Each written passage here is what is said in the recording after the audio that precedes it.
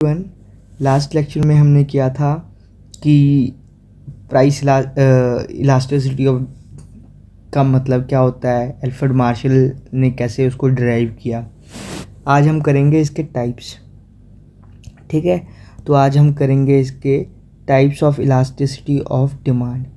ठीक है, तो इसमें 3 टाइप्स होती हैं: price elasticity of demand, income elasticity of demand and cross elasticity of demand.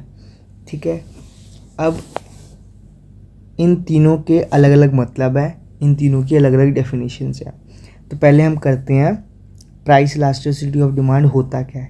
ठीक है, प्राइस इलास्टिसिटी ऑफ डिमांड का मतलब होता है it refers to percentage change in demand of the quantity of a quantity due to percentage change in its price.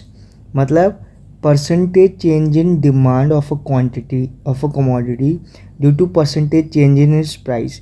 मतलब कितना percent change आ रहा है उसकी प्राइस में, ठीक है, उससे कितना इम्पैक्ट पड़ रहा है उसकी डिमांड पे, उसको हम बोलते हैं प्राइस इलास्टिसिटी ऑफ डिमांड। या फिर आप ऐसे भी कह सकते हो कि it refers to change in the quantity demand due in response to change in its price.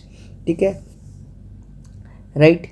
ऐसे ही इनकम इलास्टिसिटी होती है जब आपकी परसेंटेज ऑफ डिमांड चेंज होती है, किस वजह से, due to the percentage change in the income of the consumer. जब पर्सन की इनकम चेंज होती है, मतलब उसकी इनकम बढ़ गई या घट गई, उसके हिसाब से उसकी क्वांटिटी डिमांड बढ़ती है या घटती है।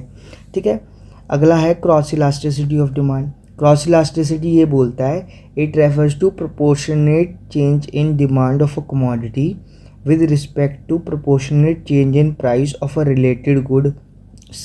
ठीक है, इसका मतलब है कि डिमांड में क्या चेंज आ रहा है, किस वजह से, जब रिलेटेड गुड के प्राइजेस चेंज हो रहे हैं। रिलेटेड गुड कौन से गुड होते हैं? 2 टाइप के, एक होते हैं कॉम्प्लीमेंट्री और एक होते हैं सब्स्टिट्यूट गुड्स। ठीक है, ये मैं आपको पहले पढ़ा चुका हूँ कि सब्स्टिट्यूट गुड क्या होते हैं, कॉम्प्लीमेंट्री गुड क्या होते हैं। अगर आपने नहीं पढ़े तो पिछली जितनी भी वीडियोज़ है मेरी, उनके लेक्चर सीरीज़ में मैंने वो करवा रखा है।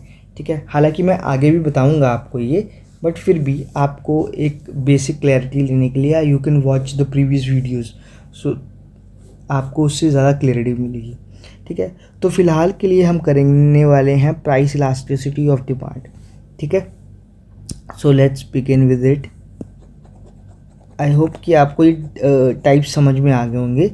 ठीक है, फिर हम अभी करेंगे प्राइस इलास्टिसिटी ऑफ डिमांड होती क्या है।